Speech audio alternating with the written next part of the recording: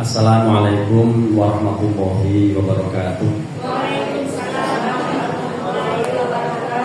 Bismillahirrahmanirrahim. Alhamdulillahirabbil alamin.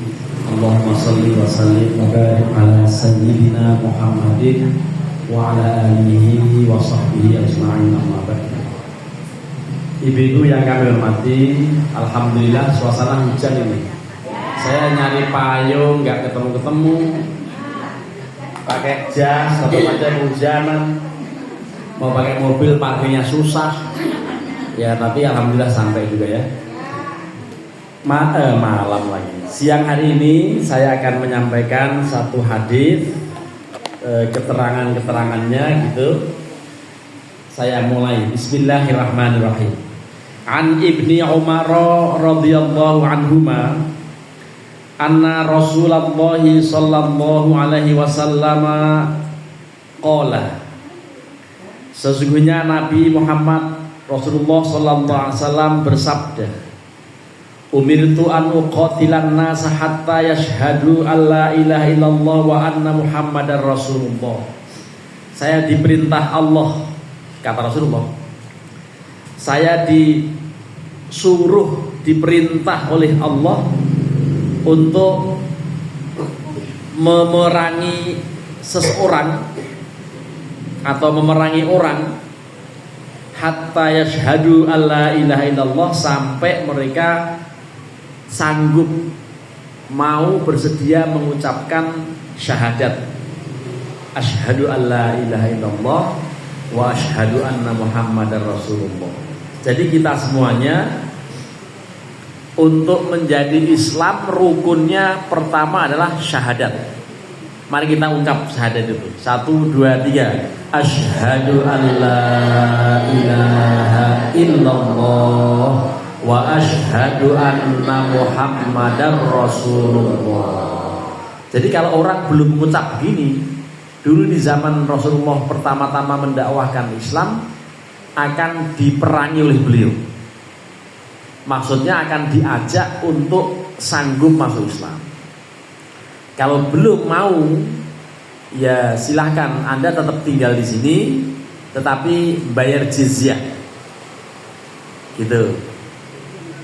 Jadi di masa-masa awal Islam, Rasulullah begitu mendakwahkan Islam itu serius, berjihad, menegakkan kalimat thayyibah, menegakkan syahadat tauhid dan syahadat rasul la ilaha illallah muhammadur rasulullah, serius. Jadi sampai beliau katakan umirtu aku qatilan nas, saya diperintah Allah untuk memerangi manusia sampai sanggup untuk masuk Islam. Makanya dakwah Islam sampai ke kampung Jati ini perjuangan Rasulullah. Kalau tidak jihad betul di masa-masa awal Rasulullah, nggak akan sampai Islam ke sini. Ibu Islam tahu dari mana? Ibu masuk Islam dari mana? Dari orang tua kan? Orang tua dari orang tua dari orang tua.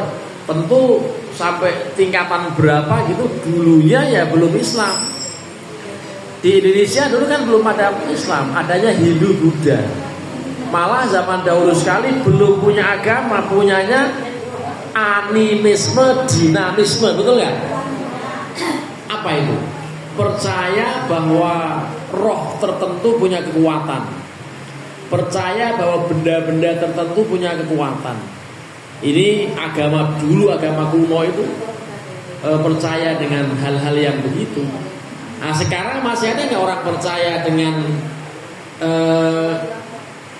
sempak yang ditaruh ke atas supaya nolak hujan? Sempak bekas dipakai belum dicuci, taruh di galah gitu, terus ditaruh di depan rumah gitu, katanya menolak hujan. Ya, nah, kalau zaman dulu begitu aneh-aneh percayaannya. Kalau enggak alang-alang diikat simpulnya ke bawah biar hujannya nggak jadi naik katanya gitu. Aneh-aneh aja kan. Sekarang masih ada sisa-sisa kepercayaan zaman lama itu. Kalau ada orang mau berangkat kok ada kucing lewat tertabrak, itu harus dimandiin dulu kucingnya. Dulu pernah saya naik Setro Mini 71 jurusan Blok M Bintaro Jaya, Bintaro Kodam, di menjelang rel, dekat rel atau pom bensin Bayoran Lama itu sopir Metro Mini ngebut ugal-ugalan nabrak kucing. Kucingnya lagi berantem tertabrak, dua-duanya mati. Itu sopir Metro Mini itu menyopot bajunya itu buat bungkus 2 kucing. Waduh, ini perjuangan luar biasa. Ini masih percaya dengan mitos. Nah, itu agama kita dulu model begitu. Model percaya dengan benda-benda tertentu, hewan tertentu, peristiwa tertentu bisa membawa bahaya. Padahal kalau setelah syahadat kita cukup menolak bala dengan kalimat apa? Kalimat kita baca bersama ya. Bismillahilladzi la yadurru ma'asmihi syai'un fil ardi wala fis sama'i wa huwas samiul alim. Hafal ya? Ulangi 3 kali. Bismillahilladzi la yadurru ma'asmihi syai'un fil ardi wala fis sama'i wa huwas samiul alim. Bismillahilladzi la yadurru ma'asmihi syai'un fil ardi wala fis sama'i wa huwas samiul alim. Bismillahilladzi la yadurru ma'asmihi syai'un fil ardi wala fis sama'i wa huwas samiul alim. Itu bismillah yang lengkap yaitu Bismillahilladzi, dengan menyebut nama Allah alladzi la yadurru ma'asmihi syai'un fil ardi wala fis sama. Apapun jin, setan, peri, prayangan, engklek-engklek, balungan canda, ililu, banaspati, nah, macam-macam tuh nama-nama setan. Ya, apapun setan yang di langit, yang di yang di bumi, semuanya la yadurru ma'asmihi, tidak pernah akan menjadi bahaya dengan menyebut nama Allah. Nah, kalau sudah Allah yang disebut, sudah Allah yang dimintai pertolongan, itu semuanya akan terhalau, semuanya akan hilang dengan kalimat tadi. Sering dibaca nggak Bu? Habis subuh 3 kali, habis maghrib 3 kali. Syukur-syukur setiap habis sholat membaca itu. Karena dengan begitu nanti tidak akan ada ular kobra masuk rumah. Gitu. Dengan baca itu tidak akan ada bahaya yang masuk rumah. Maling juga takut sama warga, sama penghuninya. Terlebih lagi penghuninya yang masih punya suami suka nenek. Gitu. Karena apa? Karena begitu diintip loh, gede banget anaknya gitu. Oh, ternyata bukan anak. Ya, jadi itu orang-orang yang rajin membaca kalimat tadi, apapun yang di langit, yang di bumi tidak akan membawa madorot, tidak akan membawa bahaya. Ya, itu tadi dikatakan la yadurru ma'asmihi syai'un fil ardi wala fis sama wa huwas samiul alim, karena Allah itu maha mendengar lagi maha mengetahui. Jadi karenanya ini tadi hadis yang menyebutkan bahwa saya diperintahkan Allah untuk memerangi manusia sampai mereka sanggup dan mau mengucap kalimat syahadat. Artinya berarti kita insya Allah tidak akan bermasalah karena kita sudah menjadi orang Islam. Betul ya? Ibu udah Islam belum? Sudah. Buktinya sudah bersyahadat. Tapi setelah syahadat harus juga sholat. Sholatnya dijaga 5 waktu minimal, isya, subuh, luhur, asar, maghrib, sesuai dengan urutan agama Islam. I-nya isya, S-nya subuh, L-nya luhur, A-nya asar, M-nya maghrib. Dengan rokaat-rokaat yang sudah hafal. Syukur-syukur dilakukan dengan qobliyah ba'diyah. Qobliyah subuh 2 rokaat sering dijalankan ya Bu? Sering. Banyak yang sudah mengawali dengan sholat fajar, atau sholat fajar tidak tapi qobliyah subuh. Malah sebelumnya sudah bangun ya dengan melaksanakan tahajud. Nah sekarang subuhnya jam 4:04, 4:10 menit sudah subuh. Itu kalau nggak biasa bangun subuh berat betul ya, karena jam 4:10 menit sudah harus bangun. Malah kalau yang biasa ya tahajud ya sudah setengah 4 jam 3:4 sudah mulai pengen bangun, dan memang sebaiknya begitu. Yang bagus begitu malam cepat istirahat, lalu pagi cepat bangun.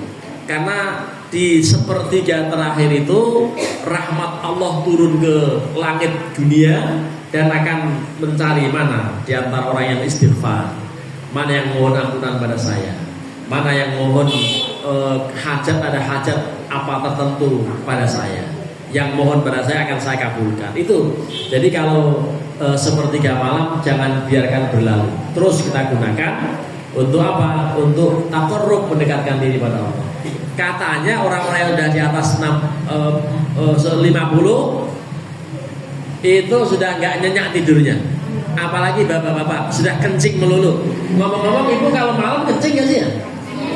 Kencing juga ya? Oh, setelah kencing tarik kemul lagi ya? Ya terserah, tapi kencing terakhirnya jangan pakai kemul lagi. Ya kencing terakhir, lalu apa? Gosok gigi, wudu, sholat. Ya, minimal 2 rakaat, syukur-syukur 4 rakaat, lalu ditutup witir. Witirnya 3 rakaat. Itu bagus. Kalaupun tidak bisa tiap hari ya seminggu sekali. Kalau belum bisa seminggu sekali ya sebulan sekali. Kalau belum bisa sebulan sekali ya minimal setahun sekali. Kalau enggak seumur hidup sekali, masa enggak pernah. Ya, jadi insya Allah sudah rutin menjalankan sholat sunnah gitu ya. Jadi ini hadis ini menerangkan juga mengenai apa? Mengenai rukun Islam. Karena dikatakan hatta yashhadu alla ilaha illallah wa anna muhammadar rasulullah, sampai sanggup menyaksikan, bersaksi bahwa tiada Tuhan selain Allah dan Muhammad utusan Allah. Lalu wa yuqimus shalah, mendirikan sholat. Di dalam berbagai hadis bahkan Al-Quran, sholat itu selalu dengan kata-kata yuqimu atau aqoma, artinya mendirikan, bukan sekedar ya'malus sholah atau yaf'alus sholah, bukan hanya mengerjakan atau melaksanakan sholat, tetapi mendirikan. Karena apa? Karena sholat harus serius. Ibu-ibu, kalau waktu sujud duluan mana yang dijatuhkan? Dengkul dulu apa tangan dulu? Dengkul dulu, betul. Yang sudah sepuh-sepuh ini apa masih sanggup? Ya. Tapi kalau nggak sanggup, tangan dulu nggak apa-apa. Gitu. Tangan dulu, baru dengkul, baru jidat. Atau kalau yang masih sanggup, memungkinkan dengkul dulu keduanya, tangan dan jidat. Bagi yang sepuh maupun yang apalagi muda, jangan nyoba-nyoba jidat duluan. Kalau mau dicoba silakan, pasti salto itu ya. Tidak ada anjuran sholat untuk sujud mendahulukan jidatnya. Udah pasti membawa mandorot. Padahal hukum Islam prinsipnya apa? Ad-dararu yuzal. Kemadorotan harus dihilangkan. Kemadorotan, bahaya, sesuatu yang berisiko harus dihilangkan, harus ditinggalkan. Termasuk di jalan. Di jalan lagi macet-macet, naik motor, naik mobil, semuanya ada kaidah. Kaidahnya apa? La dororo wala diror. Apa bu? La dororo wala diror. Artinya jangan nyenggol orang, jangan disinggol orang. Betul nggak? Naik motor nyenggol orang marah. Kita disinggol orang kita bisa marah, bahkan kita bisa jatuh. Jadi waktu di jalan itu la dororo wala diror. Jangan sampai nyenggol, jangan sampai disinggol. Jangan sampai membuat orang sengsara, jangan juga kita sengsara oleh orang lain. Prinsip hukum Islam pertama, ad-dararu yuzal. Ya. Di kamar santri setempat saya ada colokan listrik yang ternyata kerembesan air dan mengeluarkan percikan api. Itu kan bahaya. Maka kemudian dipanggil Mas Erik untuk mengatasinya. Karena apa? Kalau tidak diatasi bahaya. Padahal bahaya harus dihilangkan. Cucu saya lagi pengennya ngiter. Maka yang paling bagus ininya lantainya dikasih pelapis, dikasih apa namanya, kasur. Pokoknya yang empuk-empuk, kalau jatuh nggak kena jidatnya. Terima kasih. Ini insya Allah sangat bermanfaat. Kan saya lagi pilek, saya langsung minum. Bismillahirrahmanirrahim.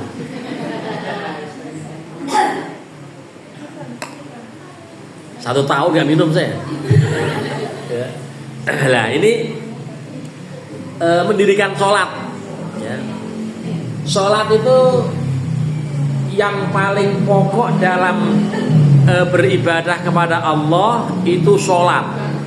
Kalau soal ibadah yang dituntut betul nanti akan menjadi ukuran kita baik atau tidak di hadapan Allah itu sholat. Makanya Rasulullah bersabda begini, awwalu ma yuhasabu bihil abdu yaumal qiyamati sholatu in soluhat soluha sa'iru amalihi wa in fasadat fasada sa'iru amalihi. Amal pertama kali yang Allah akan hisab di hari kiamat adalah sholat. Kalau sholatnya bagus, semua amal perbuatannya bagus. Tapi kalau sholatnya buruk, yang lain semuanya buruk. Sedekahnya jadi buruk, zakatnya jadi buruk, umrohnya jadi kurang bernilai, hajinya macam-macam. Karena sholatnya buruk. Tapi kalau sholatnya baik, semua amal perbuatan itu akan menjadi baik. Dan sholat baik itu sholat yang pertama-tama bagi yang pemula, yang penting dilakukan, yang penting dikerjakan. Yang 5 itu ada orang tertentu yang sholatnya setahun 2 kali. Kapan? Idul Fitri, Idul Adha. Ya, itu pun nggak pakai wudu. Ya, pakainya ya nggak wudu. Pokoknya saat ke masjid, nanti pas malam mau tidur begini tepuk kaki. Nggak pakai sendal, tepuk kaki gitu. Itu dulu begitu, sekarang udah nggak ada orang yang model begitu. Ya. Orang sudah sadar semuanya, kecuali memang kelompok tertentu yang memang masih malas sampai merubah sholat kan. Sholatnya artinya apa? Sholatullah salamullah ala toha rasulillah. Dirubah sholat oleh ora sholat oleh, sholat boleh nggak sholat boleh lah, kan kacau begitu. Jadi sholat itu jangan boleh gak boleh, tapi harus ya dipaksa. Walaupun memang kalau anak-anak muda, apalagi yang begadang, sholat subuh yang paling susah. Bener gak?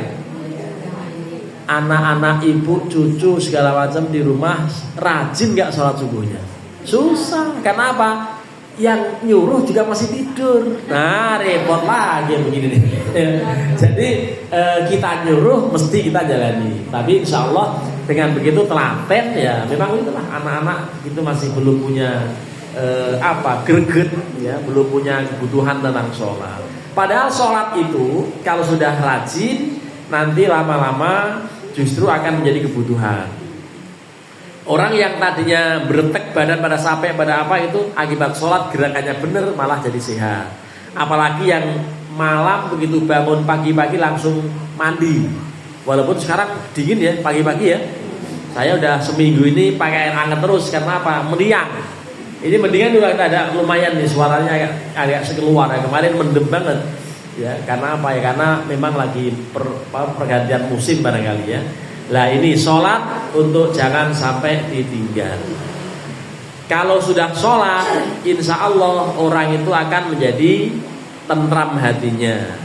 Kalau rajin sholat, orang itu akan menjadi bisa mampu menghindarkan yang mungkar-mungkar. Karena memang ada ayat A'udzubillahi minasyaitonirrajim, aqimis sholata innas sholata tanha 'anil fahsya'i wal munkar. Ya dirikanlah sholat, sesungguhnya sholat itu bisa mencegah pelakunya untuk melakukan perbuatan keji dan munkar. Walaupun ayat ini dulu pernah diprotes oleh seseorang. Bukan protes tapi Nabi menjelaskan kasus yang aneh dulu di zaman Nabi. Ada orang yang rajin sholat hanya khusus zuhur sama asar. Rajin betul. Maghrib isya udah gak ikut sholat. Sampai Nabi ngeliat. Artinya beberapa saat itu terus gitu. Asar ada, zuhur ada, tapi maghrib isya gak ada lah. Nabi lalu bertanya, itu si fulan kemana? Kalau asar, zuhur ada, tapi kalau maghrib gak ada. Loh, para sahabat, mohon maaf Nabi, Imam Nabi belum tahu. Kenapa katanya? Imam Nabi belum tahu. Kenapa? Itu wahai Nabi, orang yang engkau maksudkan itu kalau sudah maghrib sudah mulai bergerilya. Loh, gerilya apaan? Bergerilya, maksudnya ya bergerilya, nyuri dia kerjaannya gitu. Jadi Nabi mendengar informasi itu agak kaget awalnya, tapi beliau mengatakan sayanhahu matakuluna, gitu Nabi mengatakan sayanhahu matakuluna. Apa yang kamu ucapkan, apa yang kamu sampaikan bahwa dia rajin sholat zuhur dan asar, itu terus tuh rajin sholat, tapi maghrib isya nggak ada. Itu akibat dia sholat zuhur dan asar rajin terus, asal dia bertahan, itu nanti akan membuat dia berhenti mencuri. Gitu. Sekarang masih terus, tapi lihat nanti, ya lihat, insya Allah dia akan berhenti. Betul. Hari berikutnya itu sudah mulai kelihatan. Tiba-tiba dia itu doa Nabi. Nah, Nabi itu kalau berdoa luar biasa. Doa Nabi itu kontan, yaitu doa Nabi yang begitu itu. Insya Allah apa yang Anda ucapkan bahwa dia rajin sholat, itu akan mencegah dari pekerjaannya yang selama ini dia suka mencuri gitu. Dan akhirnya dia berhenti.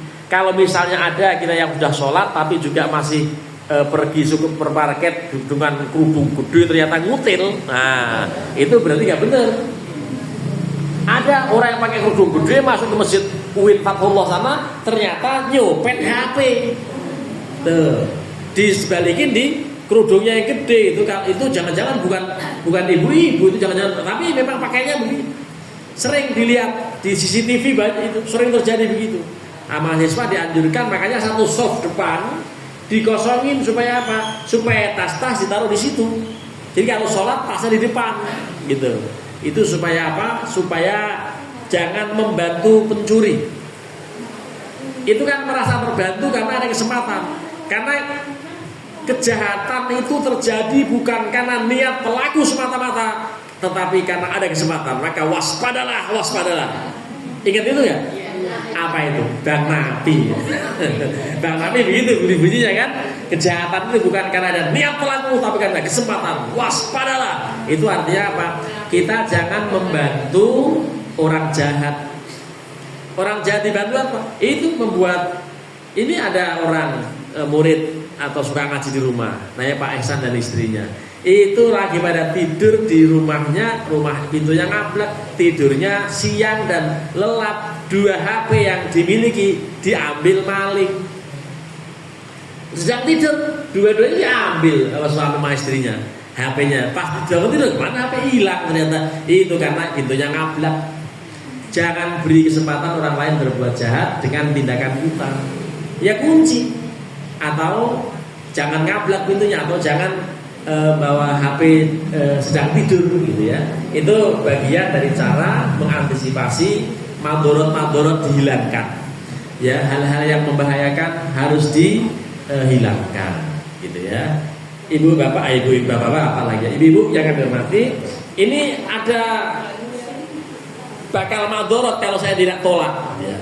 Kenapa? Saya habis maghrib disuruh ngisi pengajian di Pondok Cabe. Biasanya saya bersedia saja, tapi untuk kali ini saya pamit. Kenapa? Karena saya harus menghadiri teman saya yang dua-duanya ternyata bebesanan menikahkan di Balai Sudirman. Sehingga saya dengan sangat menyesal, saya mohon maaf untuk kali ini saya tidak bisa, karena saya harus hadir di tempat kondangan. Karena waktu itu pernah kondangan sama anak saya, mana duitnya gede nih kan. Saya ini yang begini ini madorotnya kondangan dicatat yang begini ini, gitu kan. Makanya di kampung ini saya awalnya ikut nyatet, belakangan saya agak nyatet lah, supaya nggak nyabut paku gitu ya, nggak perlu nyabut paku katanya. Nah, jadi memang itu menurut saya ada madorot-madorotnya. Tapi bagi yang mau nabung boleh juga itu ya, punya ikut rombongan 1, 2, 3 gitu ya. Satu orang ikut 4 rombongan, begitu Pak Hajatan, panen uangnya itu, tapi yang kondangan ya repot juga, ya harus ngisi semuanya gitu ya. Nah, tapi ini ibu-ibu, bapak-bapak semuanya di ruangan atau di lingkungan ini, kondangan tampaknya menjadi saran untuk menabung. Ya, tapi masalahnya tahun 53 5.000, tahun 73 5.000, tahun 83 tetap 5.000, sampai tahun 2023 masih 5.000. Padahal nilainya jauh beda. Itu yang nggak pernah diperhitungkan kan ya? Nggak pernah diperhitungkan ya, 5.000 aja udah. 5.000 tahun 63 jauh dengan tahun sekarang tahun 2023. Ini nggak pernah dipikirin. Betul nggak? Sama-sama 5.000. Tapi sekarang 5.000 jadi 50.000 ya. Iya, ya nawin sendiri dah. Masa 5.000 tahun 63 dengan tahun 2023 lagi ya. Nah, jadi ini bentuk madorot itu tetap harus dihilangkan. Ibu-ibu yang kami hormati, tadi anjuran untuk apa? Untuk menjaga syahadat kita, untuk menjaga sholat kita. Ya, kalau tidak pengen diperangi Rasulullah. Artinya kalau beliau di masa awal memerangi, sekarang tidak perlu perang, tapi perlu memegang teguh apa yang beliau wasiatkan. 1 syahadat, 2 sholat, 3 apa? Zakat pastinya kan. 4 puasa, 5 haji jika mampu. Tapi ngomong-ngomong ini belum ada tampaknya yang pernah haji. Umroh pernah ya, tapi haji ya mungkin kalau belum daftar ya, padahal masih 30 tahun lagi ya, kalau masih hidup. Jangan-jangan malah duluan malaikat Israel ya daripada panggilan Allah ya. Makanya kalau sekarang belum daftar ya kapan lagi ya? 30 tahun antrinya. Ya sudah, mudah-mudahan aja ya. Ya mudah-mudahan bisa. Jadi ini urutan itu mulai dari syahadat, sholat ya. Ini ngomong-ngomong tentang sholat, itu fikih yang paling penting ya buat kita ini sholat gitu. Makanya sebelum sholat juga kan ada kuncinya. Apa kunci sholat? Wudu, betul kan ya? Miftahus sholah al wudu. Tapi wudu juga tidak beres kalau belum benar istinjaknya. Istinja itu apa? Facebook ya. Cebok itu yang benar. Bagaimana cara yang benar? Ya insya Allah ibu-ibu udah paham karena apa? Dan yang penting perasaan saja, tanpa harus dicek. Kalau cebok ngomong-ngomong suka dikacain nggak? Kan nggak perlu kan? Nah, jadi yang penting diraba-raba udah perut, berarti bersih gitu. Gak usah juga dicium, gak usah. Ya, itu artinya ukuran bersih dan tidaknya itu. Supaya wudunya beres. Kalau punya cucu, punya anak yang belum khitan, dihitan. Karena apa? Kalau tidak dihitan itunya mengkristal dan bahasa sini ini namanya kayak tai kulat. Ya, tai kulatnya banyak. Yang itu juga najis. Karenanya wajib disunat untuk anak-anak yang laki-laki. Perempuan sebagian tempat ada, tapi Ikatan Dokter Indonesia sepakat untuk tidak memotong sesuatu pada bagian alat kelamin wanita. Ya, tapi yang pria harus kulitnya harus dikopek gitu ya. Jadi ini mulai dari syahadat, sholat, lalu zakat. Ini yang zakat disampaikan wayu'tuz zakat, sehingga mereka mau membayar zakat. Dan zakat biasanya 1 tahun sekali, karena memang zakat fitrah itu hanya di bulan Ramadan. Termasuk zakat mal juga ada syarat namanya haulan wa nisoban, dimiliki 1 tahun dan memiliki batas minimal harta yang kita miliki senilai 86 gram emas. Ngomong-ngomong sekarang 1 gram emas berapa? 2.500.000 ya. Ya 2.500.000 kali 86 banyak sekali. Kalau kira-kira nggak ada, tidak perlu zakat mal. Itu ada syaratnya. Rumah yang kita tempati perlu zakatin? Tidak, karena tidak menghasilkan. Tapi kalau kita punya rumah kontrakan menghasilkan, itu dizakati. Mobil yang kita pakai tidak dizakati karena apa? Tidak menghasilkan. Tapi mobil rental yang menghasilkan penghasilan gitu ya, itu dizakati. Begitu. Ibu-ibu, Bu, masih bersama saya? Masih ya? Baik, kalau begitu fa idza fa'alu dzalika asamu minni dima'ahum. Kalau sudah sholat, sudah syahadat tadi ya, sudah syahadat, sudah sholat, sudah zakat, mereka semuanya terpelihara darahnya. Artinya tidak boleh orang saling bunuh. Kalau sampai ada orang membunuh padahal dibunuh Islam, dia juga orang Islam, itu dua-duanya itu kalau yang dibunuh bukan karena berantem bisa syahid. Gitu. Ini ngomong-ngomong di SMK berapa yang ada ledakan tuh? 72 apa ya? Nah, itu katanya ada pembulian, ada perundungan. Anak yang dirundung, yang dibuli itu kemudian protes dengan membawa bom rakitan dan meledak.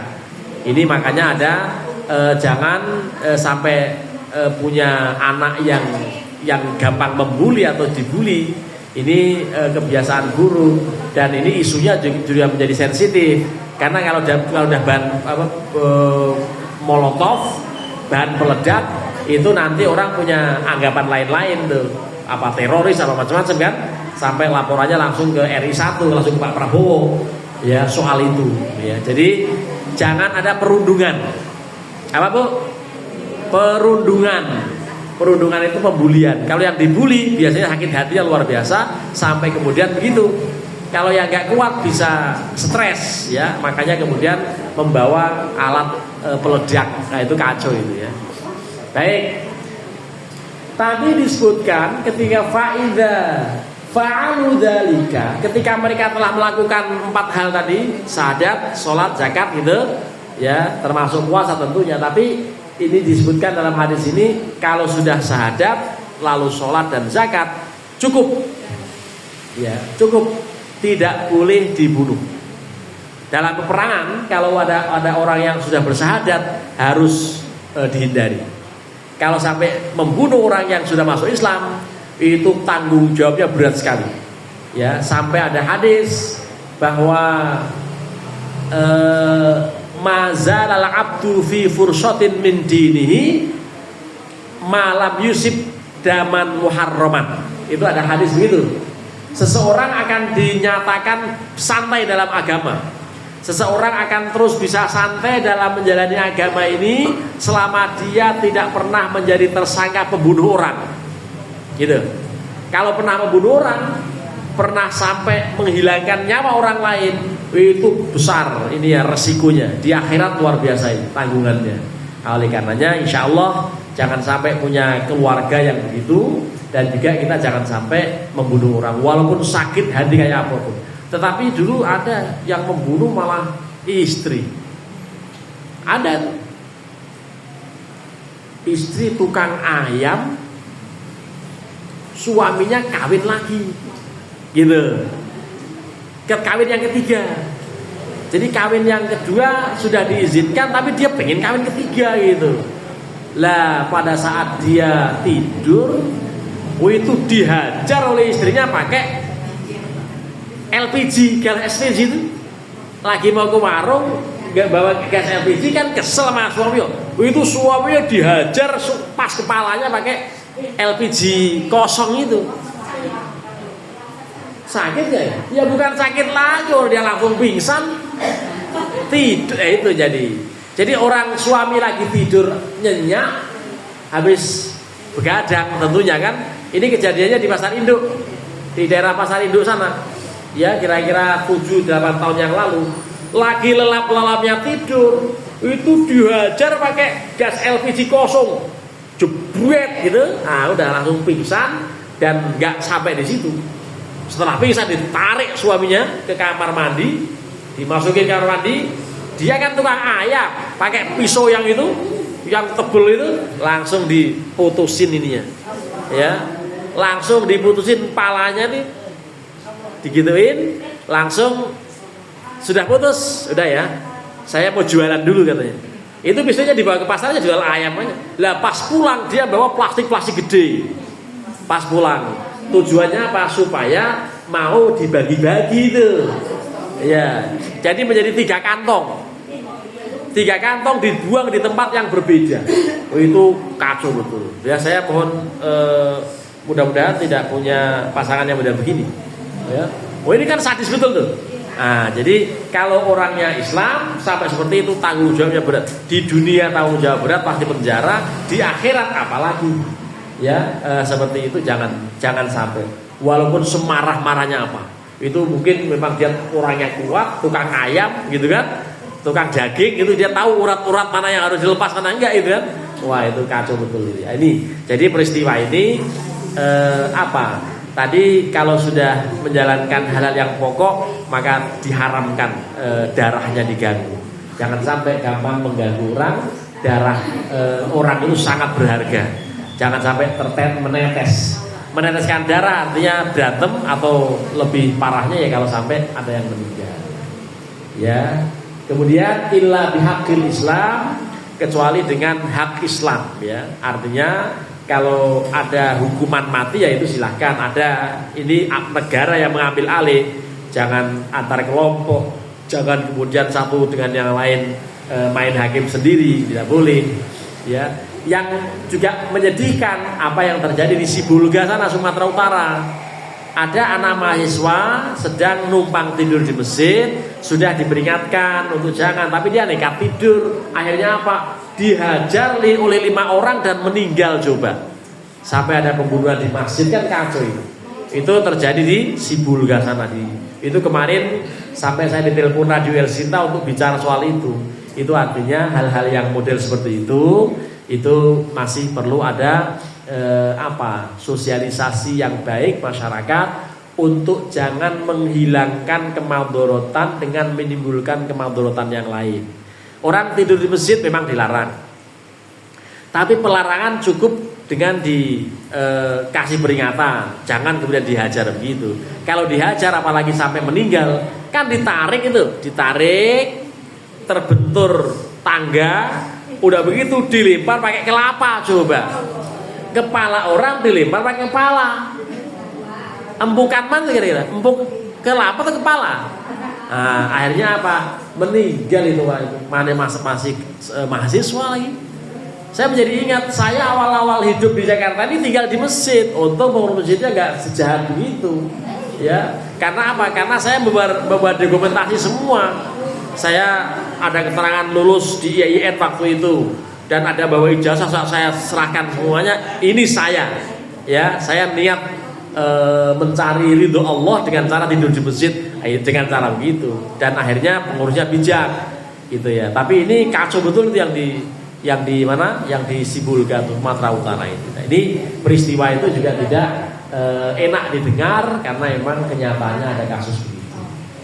Jadi illa bihaqqil Islam, kalau hak Islam itu artinya dalam Islam itu ada ketentuan-ketentuan hukuman mati boleh itu, tapi negara atau melalui lembaga atau katakan pengadilan yang memutuskan, tapi jangan antar kelompok.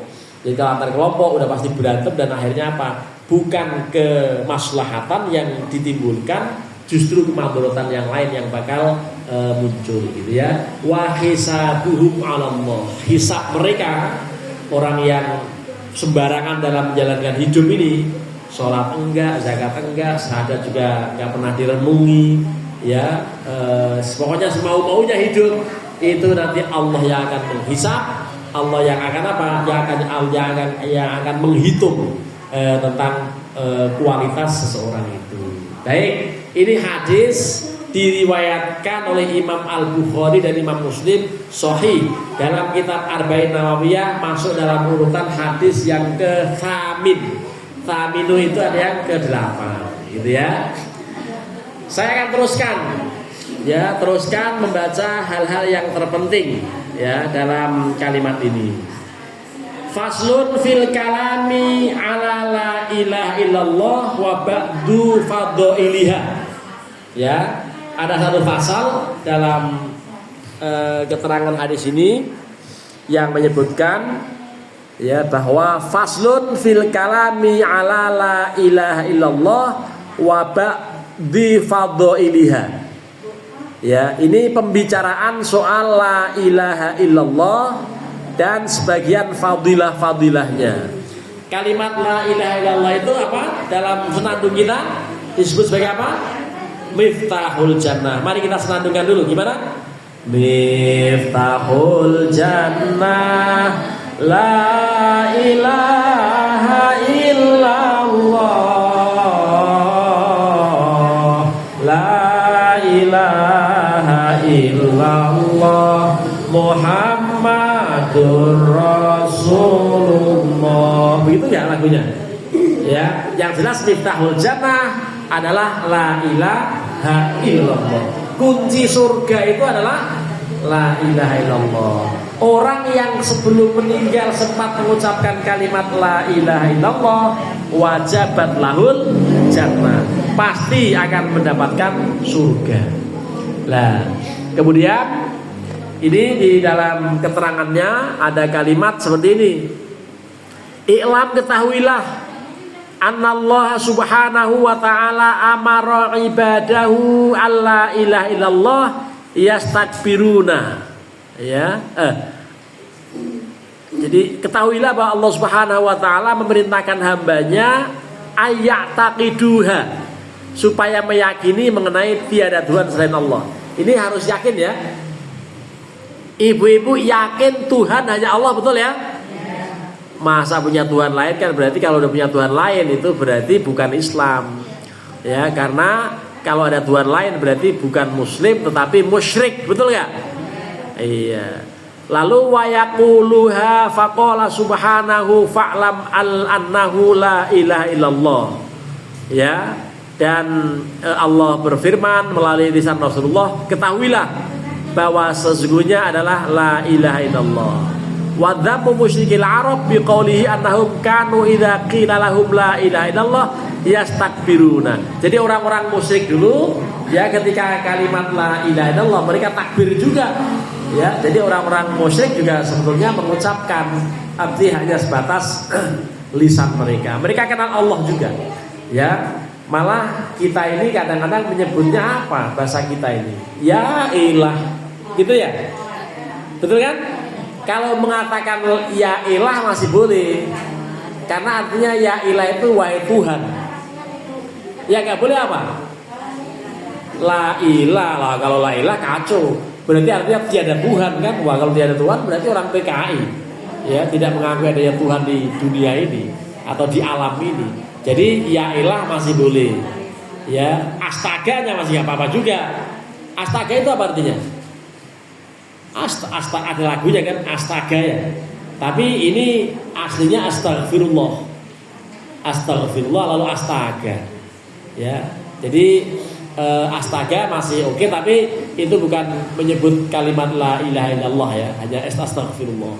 Jadi kalimat la ilaha illallah diterangkan dalam kitab ini, kitab Al-Majalisus Saniyah, itu sebagai kalimat yang paling pokok ya. Sampai ada juga kalimat waqala sallallahu alaihi wasallam li ammi Abi Thalib qul la ilaha illallah asyhadu laka biha yaumil qiyamah. Jadi pernah Nabi menganjurkan pamannya Abu Thalib untuk mengatakan la ilaha illallah, tapi kemudian beliau merespon dengan kalimat asyhadu laka biha yaumil qiyamah.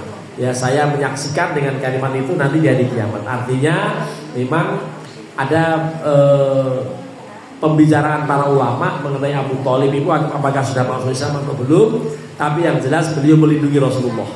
Ya, Abu Thalib paman beliau. Dan juga yang jelas-jelas sampai meninggalnya kafir ya besan beliau. Siapa namanya? Abu Lahab. Abu Lahab itu menjadi besan Rasulullah. Selain juga paman, karena dia adalah kakak dari Abdullah. Abdullah itu bapak Rasulullah. Lalu diantara kakaknya uwak kalau bahasa kita. Bahasa Betawi uwak ya. Kalau bahasa Sunda uwak juga. Ya, uwak itu uwaknya Nabi Muhammad. Namanya siapa? Abu Lahab. Ya, jadi ada yang menyebutkan mengenai kalimat la ilaha illallah itu pernah dianjurkan oleh Rasulullah diucapkan oleh paman beliau, tapi tampaknya dalam riwayat ini tidak mengucap juga gitu. Lalu setelah disampaikan faqala laula anna ya laula an ta'birani an tu'birani Quraisyun la qarartu bi ainaik. Ya, jadi ini ada dialog yang cukup menarik, cukup panjang ya antara Rasulullah dengan Abu Thalib yang sangat diharapkan, sangat dianjurkan, tapi tampaknya beliau tidak bisa memaksa betul, sampai ada ayat Al-Quran yang mengatakan innaka la tahdi man ahbabta, gitu. Wahai Muhammad, engkau tidak bisa memberikan petunjuk kepada orang yang engkau cintai. Nabi mencintai paman beliau dan berharap supaya masuk Islam, tapi tidak. Ya, Allah ternyata yang bersangkutan tidak berkenan, dan akhirnya Allah menyatakan innaka la tahdi. Itu ada dua ayat nih. Yang satu lanya panjang. Innaka wahai engkau Muhammad, sesungguhnya kamu la tahdi, tidak sanggup untuk memberikan hidayah kepada orang yang engkau cintai untuk masuk Islam. Tetapi dalam ayat yang lain innaka la tahdi, lanya pendek, la tahdi artinya sungguh bisa memberikan petunjuk, tetapi konteksnya lain, bukan terhadap Abu Thalib ini. Jadi ada membaca Quran kalau sampai salah panjang pendeknya huruf itu bisa merubah arti. Yang satu artinya la tahdi, tidak bisa memberikan hidayah. Yang lain lagi la tahdi, itu artinya apa? Sungguh bisa memberikan hidayah. Itu kan beda jauh. Nah, karenanya membaca Quran jangan sampai pada salah. Sampai di sini kalau ada yang mau bertanya dipersilahkan, tapi tampaknya kok hujan belum reda juga ya. Ya, silakan, saya akan berikan kesempatan, tapi izin sebentar. Saya akan memasang mic saya. Mana ini dia nih? Ya. Ini supaya saya kenal, jangan hanya kenal Bu Ida aja. Bu Ida mana? Enggak ada maksud ya. Ya, disebutkan namanya ya. Tapi ntar dulu, ini belum selesai nih. Beres-beresnya ini.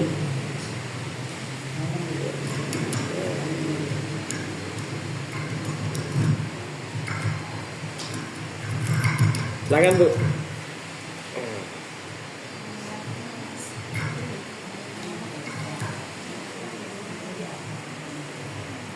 Maaf.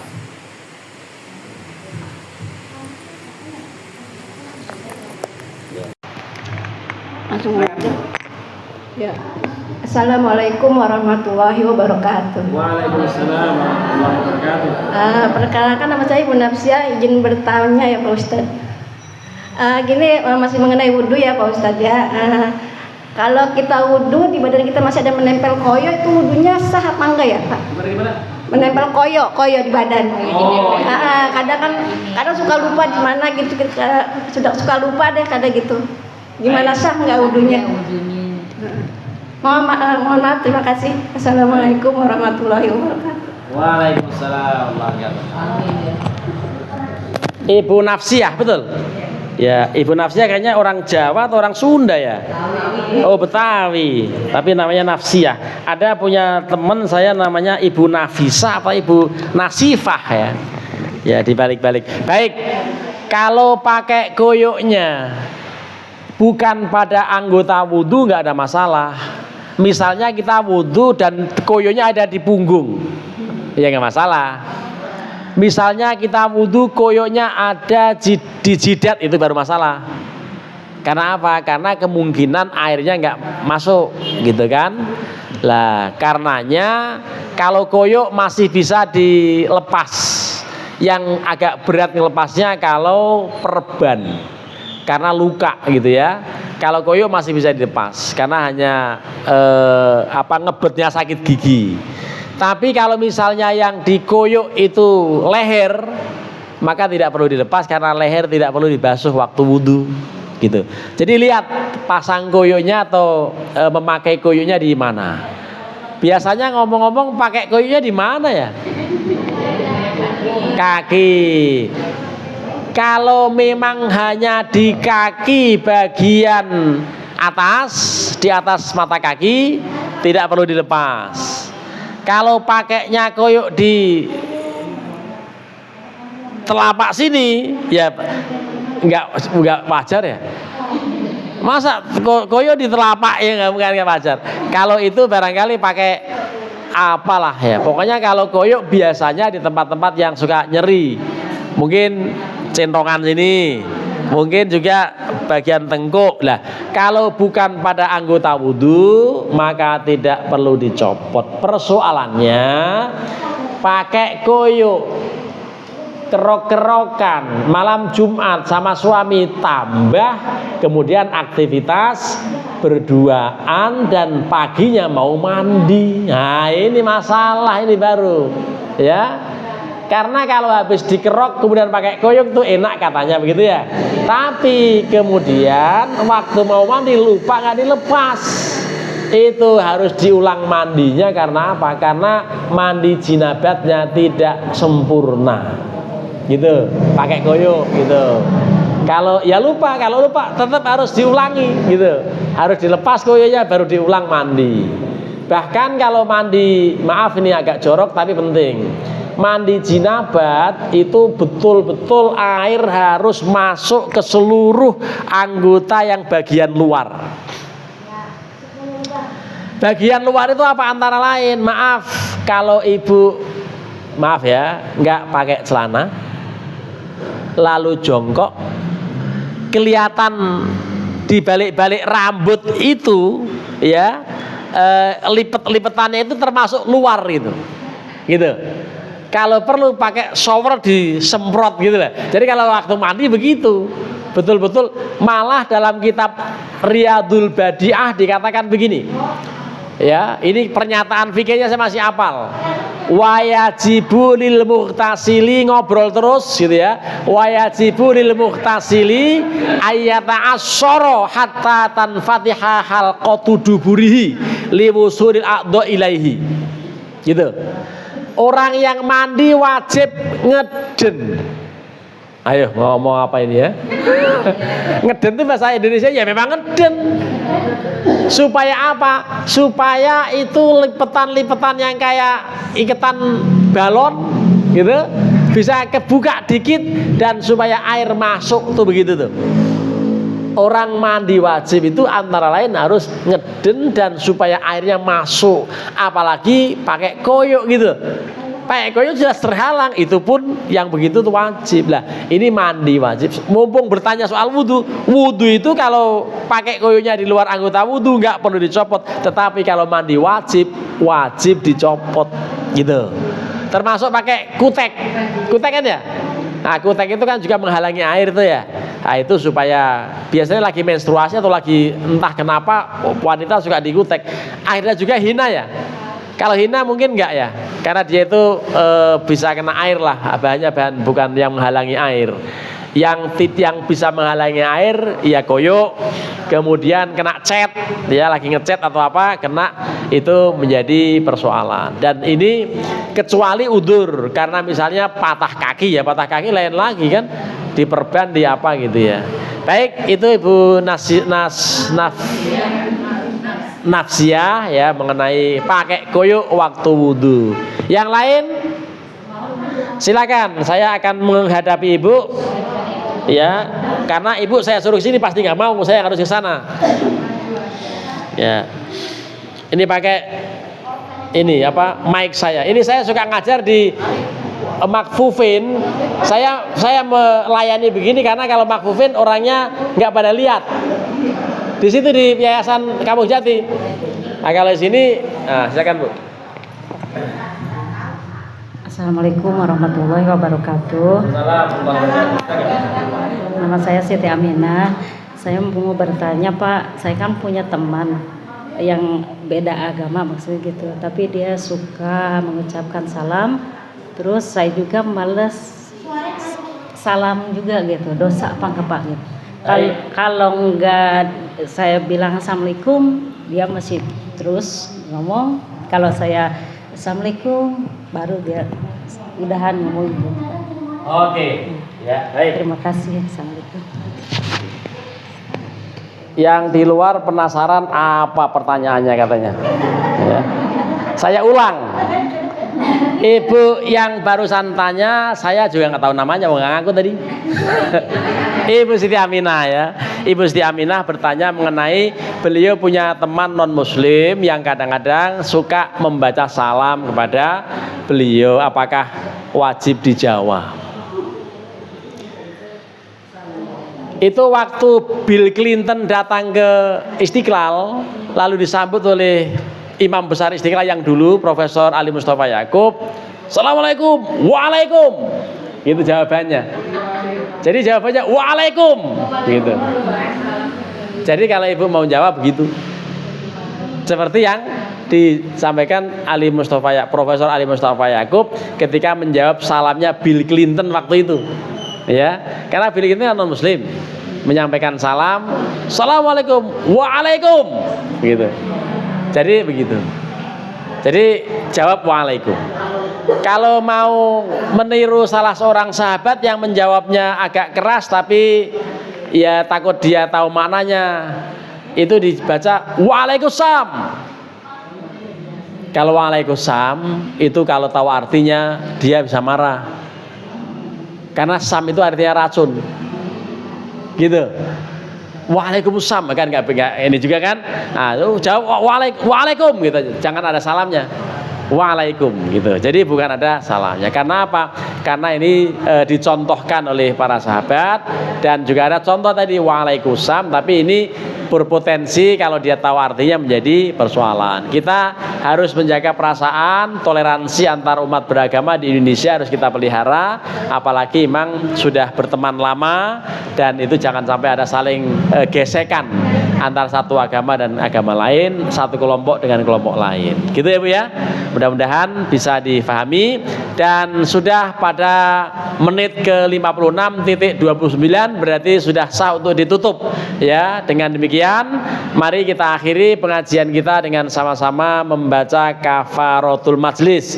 Subhanakallahumma wa bihamdika asyhadu alla ilaha illa anta astaghfiruka wa atubu ilaik. Terima kasih. Oh sekalian doa, mari kita akhiri dengan baca doa. Lakal hamdu ya Allah, ya Rabbana, ya Maulana, ya Ma'bud. Allahumma